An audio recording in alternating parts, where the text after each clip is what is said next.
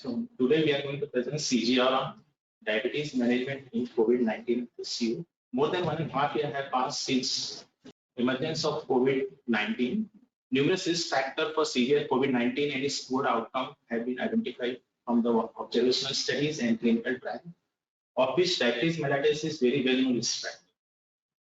As we all know that diabetes is one of the most prevalent non-communicable disease worldwide, and it is only the second most common comorbidity in COVID-19 after the hypertension. The prevalence of diabetes in India is around 11.8%, and 1 in 6 adult of diabetes in the world from the India. And other most important thing, India is the second only to the China in the maximum number of cases of diabetes worldwide. And we know that the diabetes predisposes to infectious disease and confer aggressiveness to the infection. So considering the high prevalence of diabetes and its strong impact on COVID-19 related outcome, it is important to explore and obtain the best available evidence to improve the outcome in patients with the diabetes. So in this CGR, we aim to present a few case capsules pertinent to the management of diabetes during COVID-19. This part will be presented by Dr. Ambika, and they will present the ICU data on mortality in patients with the diabetes and the risk factor admitted in Rajdhani COVID hospital. This will be presented by Dr. Navya. So I first invite Dr. Ambika to present the case capsule regarding the management of diabetes during COVID. As of 18 September 2021, there have been 22 crores 87 lakhs 17,000 confirmed cases of COVID-19, including 46 lakh 91,000 deaths worldwide. In India, there have been 3 crores 34 lakhs 15,000 confirmed cases, out of which 3 crores 26 lakhs 24,000 have recovered, but 4 lakhs 44,000 have succumbed to the illness.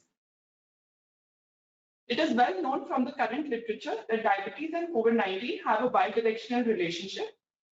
On one hand, there is the effect of diabetes on COVID-19 in the form of increased risk of adverse infection outcomes like severe disease, ICU admission, need for assisted ventilation and mortality, and also the increased risk of long COVID. But it has been observed that there is no increased risk of COVID-19 infection among those with pre-existing diabetes.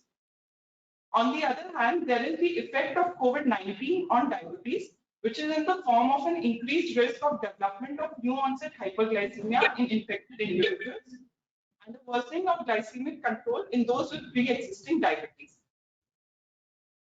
The mechanisms by which COVID-19 infection leads to hyperglycemia have also been elucidated. COVID-19 infection may have effects on the beta cell, which could be the direct cytopathic effects due to acute pancreatitis or the immune-mediated destruction, ultimately leading to beta cell damage. Or it could be the effects of systemic COVID-19 infection or its treatment in the form of an accelerated stress response, the cytokine storm, and the commonly used corticosteroid treatment, which ultimately lead to the impaired insulin sensitivity and increasing insulin resistance. Combined together, these beta cell damage and the insulin resistance may lead to new onset hypoglycemia or diabetes, and also to the worsening of glycemic control in those with pre-existing diabetes. It has also been observed that even those without any COVID infection, when they develop new onset type 2 diabetes during the pandemic period, they had higher glycemia than those in new onset diabetes prior to the pandemic. And those in new onset type 1 diabetes more frequently presented in decay than prior to the pandemic. And this could be attributed to the effects of the lockdown, like lack of access to care. It has also been observed that certain clinical processes which occur after SARS-CoV-2 infection are accentuated in those with diabetes mellitus. People with diabetes mellitus, when they are infected with SARS-CoV-2, are known to have a dysregulated glucose metabolism, aggravation of inflammation, and dysregulated immune modulation. These processes increase oxidative stress, increase cytokine production, and cause endothelial dysfunction, leading to an increased risk of thromboembolism and a damage to the vital organs, which ultimately increase the severity of COVID-19 and may lead to the increased mortality which is observed in patients with diabetes who are infected with SARS-CoV-2. This was a population-based cohort study from Scotland. Here, the authors aim to ascertain the risk of fatal or critical care unit treated COVID-19 among their entire population, and then also compare it among those with diabetes and those without diabetes. So out of their entire Scottish population between March 2020 to July 2020, which was during the first wave of the COVID pandemic, 0.1% of the entire population was affected with fatal or critical care unit treated COVID-19. And among the population with diabetes, which was 5.8% of the entire population, 0.3% was affected with fatal or critical care unit treated COVID-19.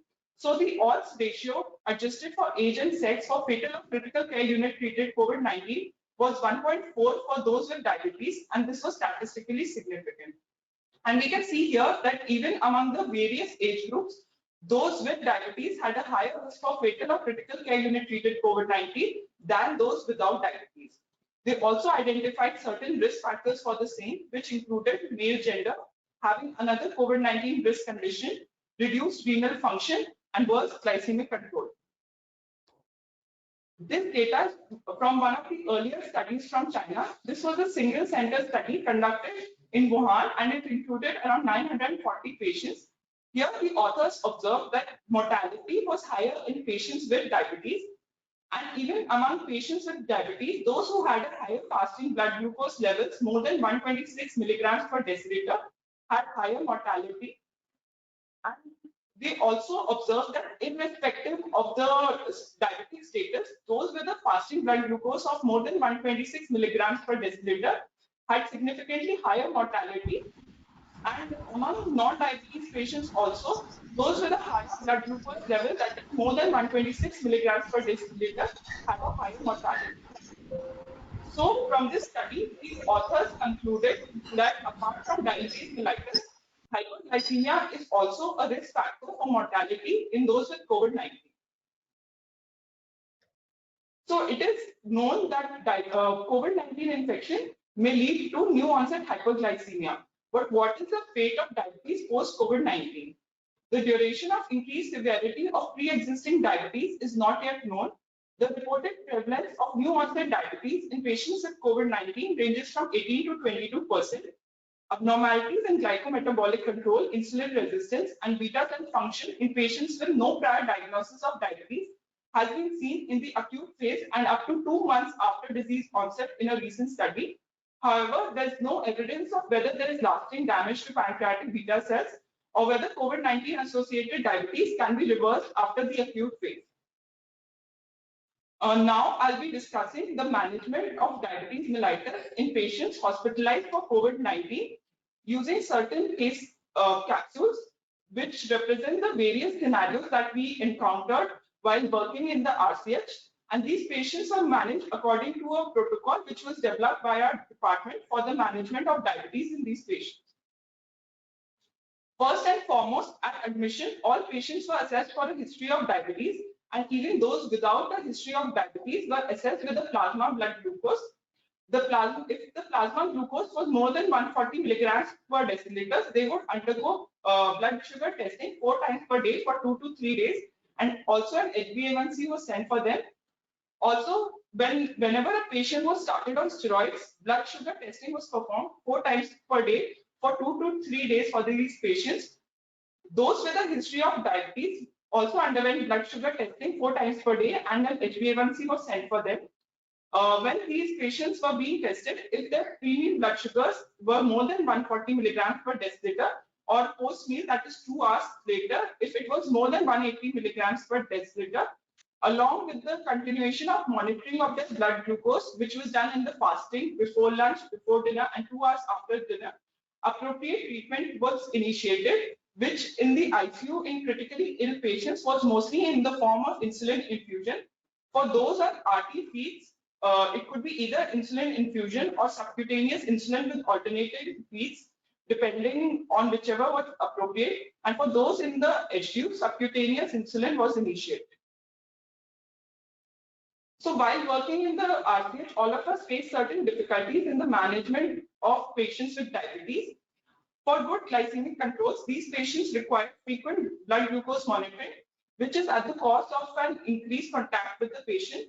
Also, there was a difficulty in feeding some of the patients with COVID-19. Importantly, there was a fear of hypoglycemia, which many a times led to missing of the scheduled doses of insulin, even when the blood sugar levels were in the normal range.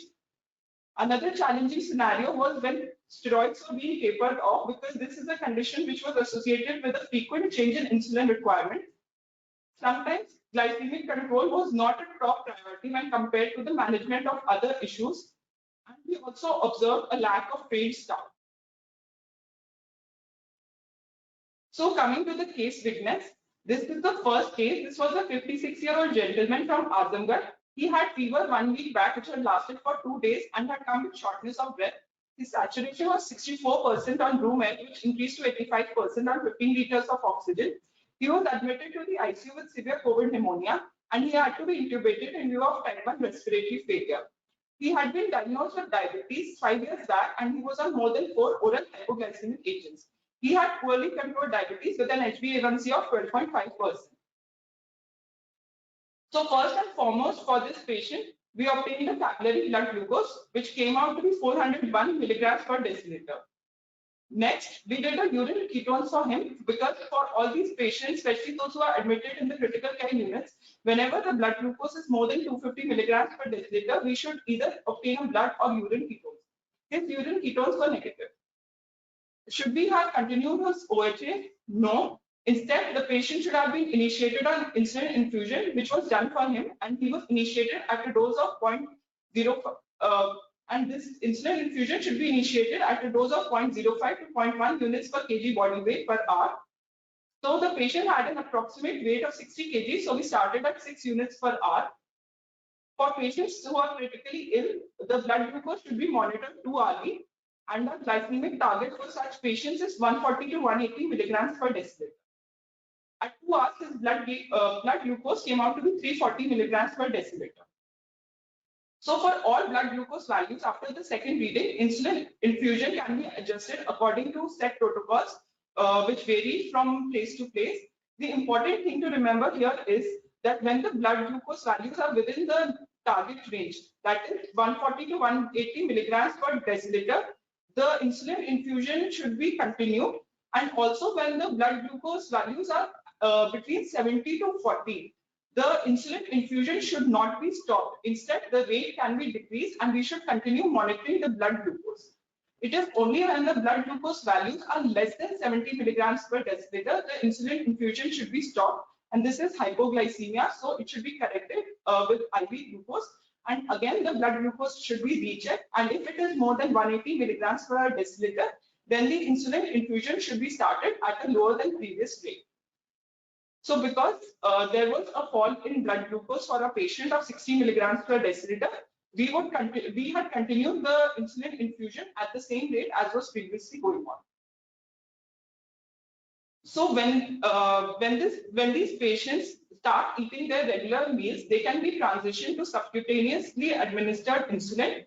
Usually, we calculate 75 to 80% of the IV infusion which had been given in the previous 24 hours, and that is proportionately divided into basal and prandial components. One thing to note is that subcutaneous insulin must be given 1 hour before discontinuation of IV insulin in order to prevent hyperglycemia. Coming to the second case, this was a 70-year-old gentleman from Gorakhpur. He had fever 15 days back and had presented with a persistent cough and shortness of breath. He had been diagnosed with diabetes mellitus 7 years back and was on oral hypoglycemic agents. He had been admitted at a hospital in Gorakhpur and had been put on NIV support.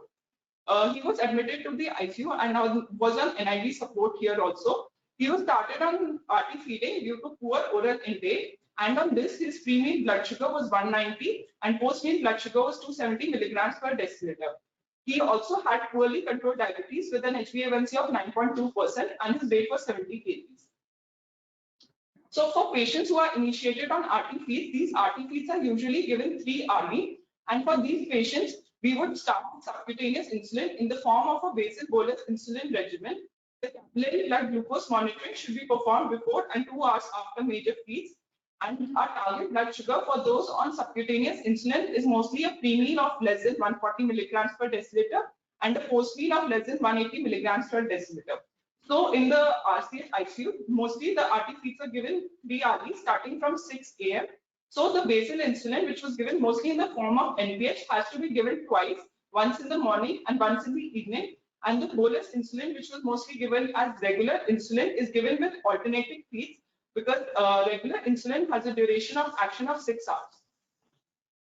So coming to our patient with a total daily dose of 0.6 units per kg and a body weight of 70 kgs, his total daily dose came out to be 42 units, which should further be divided into two components, the basal and the bolus component. The bolus component, which constitutes 50%, was mostly given as regular insulin, and it came out to be 22 units. It has to be further divided into 4 doses, which have to be given 6 hourly. So 6 and 4 units were given each. The basal component, which is again 50% of the total daily dose, can be given either as glargine insulin or as NPH insulin. Glargine insulin is usually given once daily at bedtime. So 20 units at 10 p.m. would suffice for this patient. But in the RCH ICU, we were mostly using NPH insulin. So the 20 units has to be further divided into 2 doses for NPH, out of which 70% is given in the morning and 30% is given in the evening. So 14 units and 6 units respectively at 6 a.m. and 6 p.m. Coming to the third case, this was a 50-year-old lady from Lucknow. She had fever and cough for 10 days and had presented with shortness of breath for 4 days. She did not have diabetes mellitus or any other comorbidities. She had a saturation of 81% on room air, which had increased to 96% on 6 liters of oxygen. She was admitted to the HDU with COVID-19, where she was initiated on steroids in the form of dexamethasone 6 mg IV 12 hourly. And after being started on steroids, her pre-meal blood sugar came out to be 205 milligrams per deciliter, and her post-meal blood sugar came out to be 350 milligrams per deciliter. She had an HbA1c of 6.8% and a weight of 60 kg. So this was the case of a patient who did not have diabetes mellitus previously, but had not developed steroid-induced hyperglycemia. So for these patients, when their blood sugars are monitored, if the pre-meal blood sugar is more than 140 and post-meal is more than 180, we would institute subcutaneous insulin in the form of the basal bolus insulin regimen. And the total daily dose, the starting dose is mostly between 0.4 to 0.6 units per kg per day. But sometimes the insulin requirement can go as high as 1.5 to 3 units per kg per day, especially in those who are on steroid pulse therapy. However, in certain cases, like in the elderly, in those with nephropathy or liver disease, we would initiate with a lower dose of 0.2 to 0.3 units per kg per day. So this is how the basal bolus insulin regimen works. The bolus insulin, which is mostly in the form of regular insulin, was being used here. It is given 30 minutes before meals, before breakfast, lunch, and dinner, and the basal insulin is given twice daily. So coming to this patient with a total daily dose of 0.6 units per kg and a body weight of 60 units, her total daily dose requirement was 36 units, which was again split into 2 components, the bolus and the basal. The bolus, which should be 50% of the total daily dose, was given in the form of regular insulin, which came out to be 18 units. And this 18 units has to be further divided into 3 doses, which is given 30 minutes before each of the 3 meals. And the basal component, which is again 50% of the total daily dose, can be given either as glargine insulin once daily at bedtime, or again it can be given as NPH insulin, which is divided into 2 doses, 70% given in the morning and 30% given at night. So this was the advice which we were giving patients on discharge from the COVID ward or ICU. The treatment was tailored depending upon the diabetes status, previous medications, whether they were discharged on or off steroids, their HbA1c at the time of admission, and their glucose levels at the time of discharge. They were also educated regarding diet, exercise, hypoglycemia management, insulin technique, and glycemic targets. They were also taught home monitoring of blood glucose, the frequency of which was individualized as per glycemic control. And they were also told about their follow-up, which could be either tele or in-person consultation as and when required. Now I would invite Dr. Navya, who will be discussing her ICU data.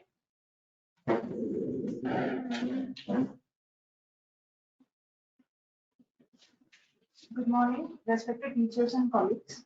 I will be discussing the study title, Predictors of Mortality. in moderate to severe SARS-CoV-2 infection in patients with diabetes mellitus admitted in ICU.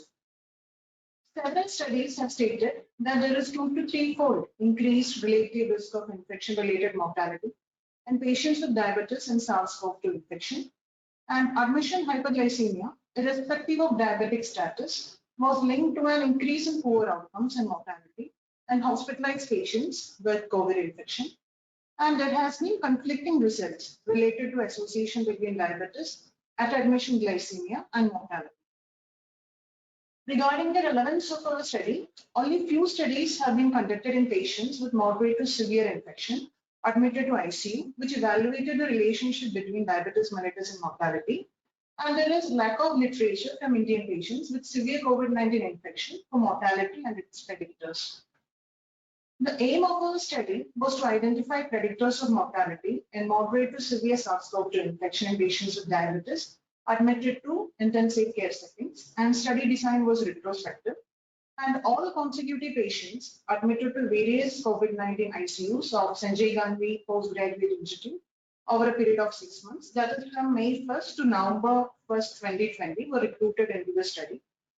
The primary outcome was defined as prevalence and predictors of 28-day mortality in patients with SARS-CoV-2 infection who required ICU care, whereas the secondary composite outcome was defined either as the prevalence of mechanical ventilation or non-invasive ventilation or 28-day mortality. And the diagnosis was based on a positive RT-PCR test in the nasopharyngeal swab. And all patients with moderate to severe COVID-19, aged more than 18 years, admitted to the ICUs over the time span from 1st May 2020 to 1st November 2020 were recruited into the study, whereas pregnant patients and patients with mild COVID pneumonia and asymptomatic COVID pneumonia were excluded. And ethical clearance was obtained from the Institutional Ethical Committee.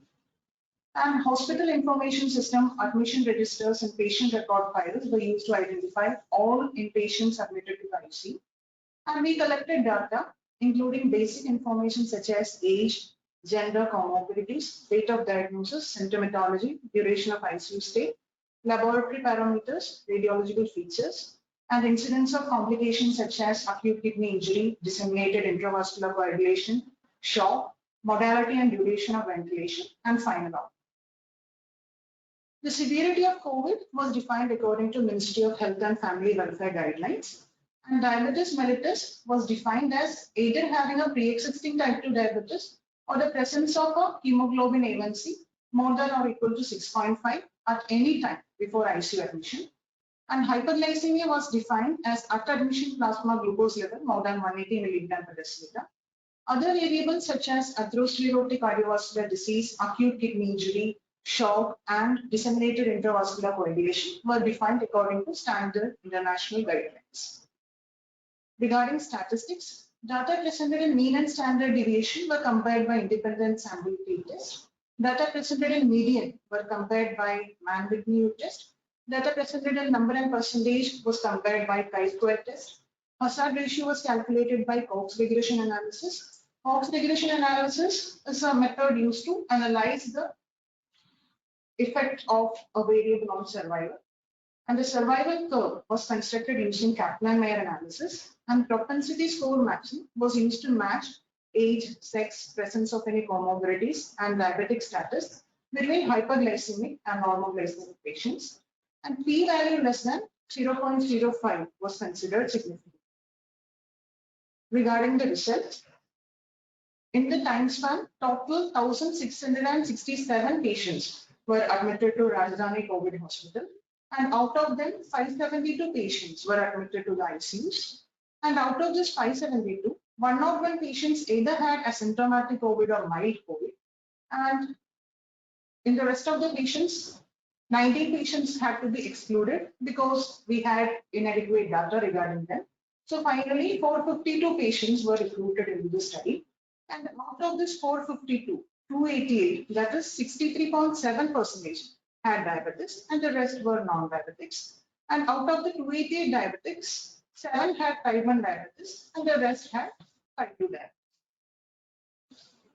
Coming to the demographic and clinical characteristics of all patients stratified by diabetic status.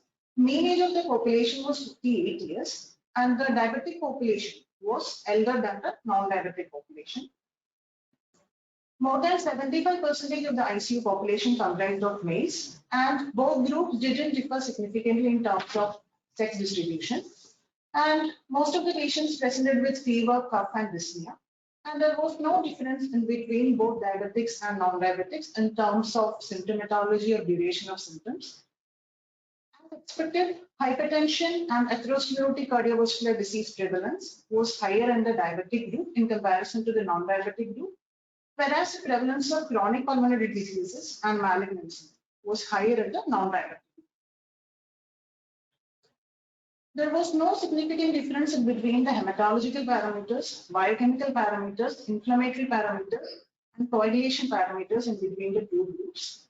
But random blood sugar and glycosylated A1C was obviously higher in the diabetic cohort. Regarding the treatment and complications, plasma therapy was significantly higher in the diabetic cohort, but the numbers was very scanty, so we are not commenting regarding it. And there was no difference between diabetic and non-diabetic cohort in terms of other treatment modalities. Regarding the complications, incidence of acute respiratory distress syndrome, acute kidney injury, and shock were almost similar in both groups, whereas the incidence of disseminated intravascular coagulation was almost statistically significant in the diabetic cohort. Regarding the outcome of all patients, our primary outcome was defined as the incidence of 28-day ICU mortality. And in the total population, the ICU mortality was 48.9 in moderate to severe SARS-CoV-2 infected patients. And in the diabetic cohort, it was 47.9%, and in the non-diabetic cohort, it was 50%. And the figures was not statistically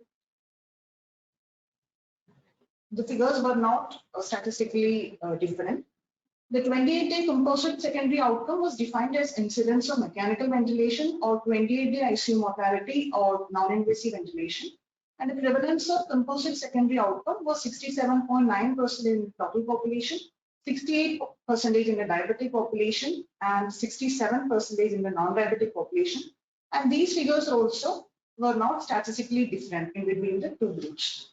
And the two groups also did not differ significantly in terms of duration of ICU stay, mechanical ventilation, and duration of ventilation. And the risk factors associated with 28-day mortality in patients with moderate to severe infection were analyzed using Cox with proportional regression model.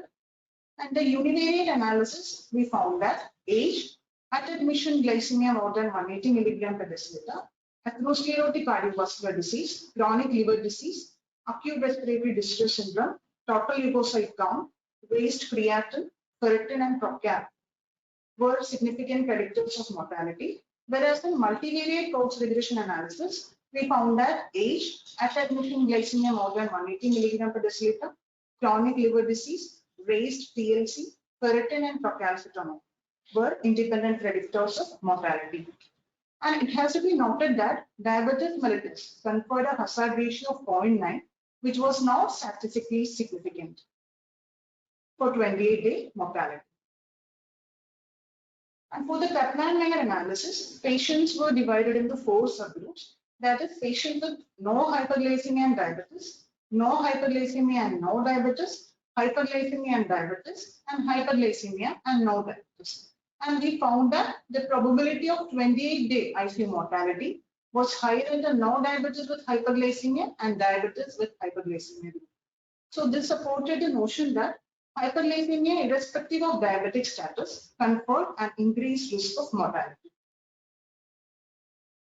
Since the proportion of patients was significantly higher in the diabetic cohort, we had to perform a propensity score matched analysis, and a subset which was matched for age, sex, diabetic status, and presence of any comorbidities was created. And there were 73 patients in each cohort. That is 73 normoglycemic patients and 73 hyperglycemic patients who are exactly matched for age, sex, diabetic status, and presence of any comorbidities. And in the propensity score match analysis, hazard ratio for hyperglycemia was 1.72 and it was statistically significant. Regarding some studies, Guan et al. Published a study in European Respiratory Journal, and it was an observational study, and the sample size was 1,590 hospitalized patients. And the prevalence of diabetes in that study was 8.2%, which was roughly equivalent to the prevalence of diabetes in China. And this study derived that diabetes conferred a hazard ratio for mortality or ICU admission of 1.6, which was statistically significant after adjusting for age and smoking status. Another study was conducted by Kuei Shi, and it was published in Diabetes Care. It comprised 1,561 hospitalized patients, but in the multivariate analysis of this study, diabetes was not a significant risk factor for mortality after matching for age and sex. In this study, age and hypertension were the independent risk factors for mortality. Another large study was conducted by Francisco et al., and he analyzed data of 11,312 patients from the Spanish COVID registry. And he found that blood glucose more than 180 milligram per deciliter conferred a hazard ratio for mortality of 1.5, and blood glucose in the range 140 to 180 milligram per deciliter conferred a hazard ratio for mortality of 1.48. Both of these were statistically significant, and these values were derived after adjusting for age, diabetes, hypertension, and other confounding factors. And in another analysis, diabetes was not found to be a significant risk factor for mortality in the same study. But the disadvantage of this study was that more than 50% of the patients didn't have an HbA1c value. So many of the diabetics were in fact classified as non-diabetics. Another study was published by Aisha et al. In Journal of Diabetes 2020. And the study was from US, and it was an observational study which comprised 495 ICU patients. And in this study, she found that blood glucose at presentation more than 140 milligram per deciliter conferred a hazard ratio for mortality of 1.8, whereas diabetes conferred a hazard ratio for mortality of 0.82, which was not statistically significant. And triglyceridemia, steroid use, African American race, and presence of diabetes were independent predictors of hyperglycemia. So this study was very similar to our study. Our study comprised of 452 ICU patients, and we found that after adjusting for age, sex, comorbidities, and other confounding factors, at admission glycemia more than 180 milligram per deciliter conferred a hazard ratio of 1.89, which was statistically significant, and the propensity matched hazard ratio was 1.72 in our study. And hazard ratio for 28-day mortality with diabetes was 0.9 in our study, which was not statistically significant. Regarding the limitations of our study, ours was a retrospective study, so there was a chance of undiscovered confounders. And ours was a single center level 3 facility hospital for severe SARS-CoV-2 pneumonia, so there could be a selection bias. And pre-existing diabetes would be another independent predictor of mortality. If we had included all SARS-CoV-2 patients, regardless of whether they were admitted to the general ward, HDU, or ICU, a more extensive cohort study of SARS-CoV-2 pneumonia patients from other cities in India and other countries would help to define further clinical parameters, risk factors, and the effect of glycemic control and outcomes. Regarding the conclusion, 63.7% of patients with moderate to severe SARS-CoV-2 had diabetes, and diabetes was not a significant predictor of mortality in moderate to severe COVID, but age, hyperglycemia, and inflammatory markers at the time of admission were independent predictors of mortality, and hyperglycemia remained a significant risk factor for mortality even after adjusting for age, diabetes, and comorbidities in the propensity score matched analysis. So finally, our conclusion was that SARS-CoV-2 patients with or without diabetes at admission hyperglycemia should be actively screened. So that is the end of our CGR. Thank you. And we acknowledge all faculty, resident doctors, and staff who worked in RCH.